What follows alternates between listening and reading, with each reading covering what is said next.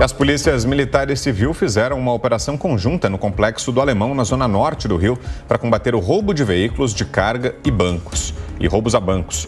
A operação terminou com 18 mortos e acusações de excessos. Recebemos agora Leonardo Pantaleão, especialista em Direito e Processo Penal, mestre em Direito das Relações Sociais pela PUC São Paulo. Doutor, bom dia. Bom dia, é um prazer falar com vocês e com todos que nos acompanham. Qual a avaliação do senhor sobre essa operação, doutor? Olha, uma avaliação sem dúvida alguma que remete a uma reflexão e a necessidade de uma apuração detalhada. É evidente que toda vez que o poder paralelo tenta se instaurar numa determinada região, o poder legitimado tem a obrigação de intervir. Porém, deve ser analisadas as circunstâncias do caso concreto para verificar se de fato ocorreu ali algum tipo de excesso ou se aquela reação foi proporcional ao ataque eventualmente sofrido pelas forças de segurança. Doutor, é importante falar que sempre comenta o número de mortos durante essas operações no morro e em todas as comunidades ali do Rio de Janeiro. A polícia, quando chega para fazer algum tipo de operação, busca apreensão, até mesmo prisão, ela chega fortemente armada, porque os criminosos sempre estão fortemente armados, inclusive com fuzis capazes de derrubar aí avião. Como, administrar essa situação nas comunidades do Rio de Janeiro e essas ações da polícia? Porque os policiais são recebidos a tiros todas as vezes que uma operação acontece nessas comunidades. É muito difícil, essa situação é muito tênue o limite entre uma reação proporcional, e você coloca muito bem, a criminalidade aguarda já as forças de segurança com um poderio, um armamento muito forte. Inclusive tivemos a oportunidade de vislumbrar até tentativas de derrubada de helicópteros, né? Então são situações que impõem um acautelamento muito grande por parte da força policial. A força policial, ela precisa estar preparada para reagir de maneira, repito, proporcional ao ataque que sofre. É por isso que cada situação dessa precisa ser analisada com muito cuidado. Precisam ser aquilatadas as circunstâncias reais daquele caso concreto para que a gente possa aferir se vai haver ou não desdobramentos na esfera criminal ou também até no âmbito indenizatório em desfavor do Estado ou dos agentes policiais que participaram daquela operação, para que a gente então consiga definir as consequências jurídicas de um resultado tão desastroso, tão drástico como esses que nós temos acompanhado nessas últimas operações. Doutora, a pergunta agora é do nosso comentarista Miguel Daúde. Doutor Leonardo, bom dia. O senhor não acha que essa ação tem a proporção do revide dos bandidos em relação à polícia? Hoje, o que nós percebemos claramente é que não tem como a polícia entrar numa comunidade dessa e não ser baleada. Até o helicóptero da polícia blindado foi atingido. Então, quer dizer, na realidade é uma guerra. O senhor vê proporcionalidade ou não? Ou precisa ser muito bem investigado para saber essa proporcionalidade? Olha, quando nós analisamos a situação pelas informações que são passadas, você tem total razão quando você pontua que ali é uma situação praticamente de guerra. Nós percebemos ali que o potencial bélico utilizado pela criminalidade é um potencial realmente de exércitos, né? Quer dizer, com capacidade de derrubar, como você colocou, helicópteros blindados e daí por diante. Mas, para que a gente possa fazer uma análise jurídica, de fato, tem que analisar muito cautelosamente, até porque nós tivemos civis atingidos. E quando existe aí, dentro de uma ação e reação, o civil atingido, aí de fato precisa de uma análise um pouquinho mais detalhada, embora não é o fato de se ter um civil ou mais de um atingido que isso por si só revela qualquer excesso. Não, isso precisa analisar para verificar uma série de situações, uma série de circunstâncias que vão poder eventualmente concluir pela responsabilidade ou não da força policial. Agora, doutor, de forma geral, o que é que poderia ser feito para tentar evitar que isso acontecesse? Afinal de contas, uma operação como essa é o último recurso, né? É um sinal de que, de fato, chegamos a uma situação em que era necessária a entrada dos policiais e o confronto, a troca de tiros, independentemente da intensidade em que isso se deu, e tudo isso vai ser apurado agora, como o senhor estava mencionando. Mas, de qualquer forma, o que é que poderia ser feito para evitar que chegássemos a esse ponto? A necessidade de uma operação policial tão ostensiva e com trocas de tiros e tudo isso que ela acarreta na vida dos moradores dessas comunidades.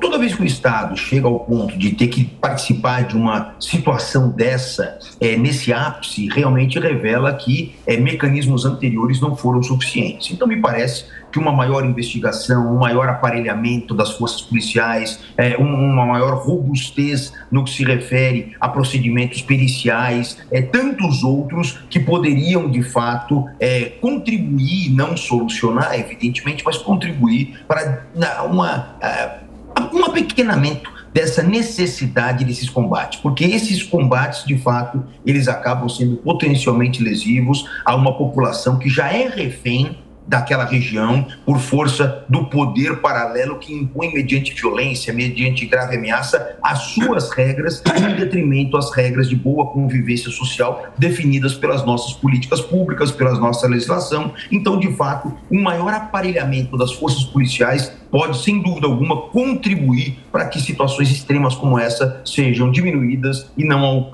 com tanta frequência como nós temos visto, tenham a necessidade de ocorrer. Doutor, é difícil acabar com uma situação dessa, porque dentro das comunidades a gente sabe que existem as facções criminosas, ali dentro acontecem sim, toda uma organização criminosa para roubos a bancos, roubos de veículo, carga. E como a polícia tem o sistema dela de inteligência, apura, investiga e descobre quem são os envolvidos, ela tem que atuar, ela tem que trabalhar, ela tem que colocar na cadeia os responsáveis por cometerem aí tantos crimes horríveis que a gente vê ao longo de tanto tempo. Acabar com isso é praticamente impossível. É impossível. Não tenha dúvida. Acabar realmente é algo que seria utópico, Nós imaginamos que poderia acontecer. Mas, como eu mencionei, um maior incentivo, um maior incremento, um maior aparelhamento das forças de segurança, sem dúvida, vão possibilitar melhores investigações, vão possibilitar melhores colheitas de provas, desmantelamento dessas organizações criminosas, eventualmente milícias, organizações paramilitares, praticamente, para que isso possa diminuir, consequentemente, nós não termos aí pessoas que já são reféns, muitas vezes, de questões sociais, passem a ser também reféns dessas questões criminais. Doutor, e chama muita atenção também a questão do armamento, Não foi diferente nessa operação de quinta-feira no Complexo do Alemão. Sempre que há a entrada dos agentes de segurança nas comunidades, eles se deparam com um armamento de grosso calibre. No caso aí, bandidos que enfrentaram os policiais também tinham um arsenal nas mãos, armas até de circulação restrita que claramente não deveriam estar ali, mas que chegam a essas facções, chegam a esses bandidos. Também deveria haver um trabalho em relação a isso, doutor? Um controle maior na entrada de armas, um trabalho nas fronteiras do país? Isso é fundamental. Esse contrabando de armas, ele precisa ser combatido. A partir do momento que você, de alguma forma, enfraquece a possibilidade dessas organizações se municiarem de um poderio bélico maior, claro que a ousadia, consequentemente, ela se reduz. Então, o papel da Polícia Federal, em especial, no combate ao contrabando de armamentos, numa maior identificação dessas quadrilhas, dessas associações criminosas voltadas à prática desse tipo de delito, sem dúvida alguma, é fundamental para que a gente tenha diminuída esse tipo de situação, esse tipo de criminalidade, não só em reações num avanço da polícia numa situação dessa, ou também diminuir, claro, o poderio de prática de crimes como vocês já colocaram, roubos a banco, uma série de outras condutas que necessitam, por uma segurança maior, até por um encorajamento maior da criminalidade, de um poderio bélico forte. Portanto, essa atuação da Polícia Federal na proibição de contrabando de armas é, sem dúvida alguma, algo que precisa ser feito e incentivado cada vez mais. Doutor, até retomando o que o senhor falou a respeito de fortalecer a polícia, as forças de segurança, automaticamente os criminosos também se fortalecem a todo momento. A gente vê bandidos com ponto .50, sempre se atualizando também na forma de agir e atuar no crime organizado. A gente vê mesmo no roubo a banco, a situação que eles fazem ali de um novo cangaço, de dominar cidades. E dentro do morro existem duas facções que lutam também pelo poder. Tudo isso influencia nas operações policiais e no trabalho de fortalecimento da polícia, porque cada vez que a polícia ela recebe um investimento, tem o poder, os criminosos também têm mais poder ainda. Toda vez que o Estado não se faz presente pelas suas próprias forças, a criminalidade vai se fazer presente através do poder paralelo. Você comenta do novo cangaço, muito comum, nós temos aí notícias de grandes quadrilhas, grandes grupos armados que acabam invadindo determinadas cidades e quando vai se analisar, a estrutura policial daquela cidade é muito pequena. A polícia não tem sequer como reagir. Então, a partir do momento em que os delinquentes percebem que o poder público não está presente em determinada região, certamente é ali que eles vão querer ocupar. Por isso que o fortalecimento das forças policiais, o incremento da quantidade de agentes de segurança acaba sendo fundamental e, portanto, o investimento do poder público também se faz necessário para que a gente possa ter uma presença ostensiva. É mais do que dado estatístico de quando você tem a polícia visível em determinado local, a criminalidade se acanha e, consequentemente, esses índices diminuem. Doutor, a gente vive agora um período de eleições. O senhor imagina que esse tema deva aparecer nas campanhas e o que é que os candidatos deveriam levar em consideração na hora de elaborar políticas públicas para essas comunidades?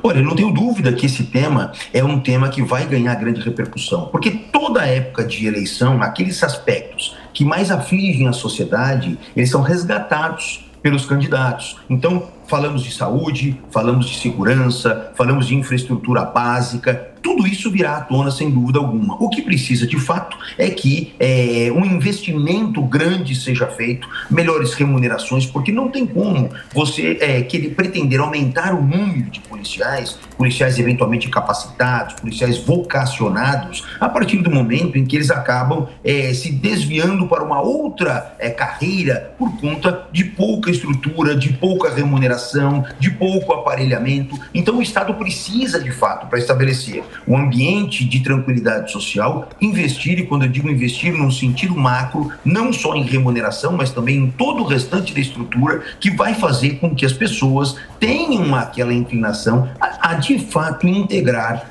qualquer uma das nossas forças de segurança. Então, sem dúvida alguma, esse assunto virá à tona, muitas promessas virão e nós torcemos para que de fato elas saiam das expectativas pré-eleitorais e se tornem realidade a partir do momento em que se encerrar o nosso pleito eleitoral.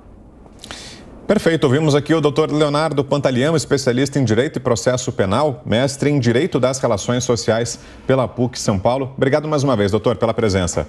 Eu que agradeço e até uma próxima oportunidade.